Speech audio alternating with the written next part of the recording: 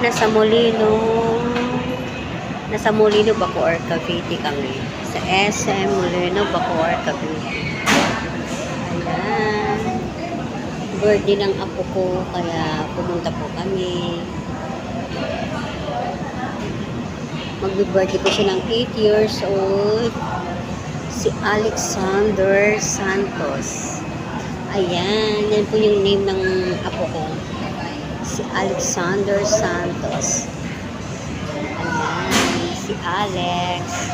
Pupunta kami ngayon sa birthday niya.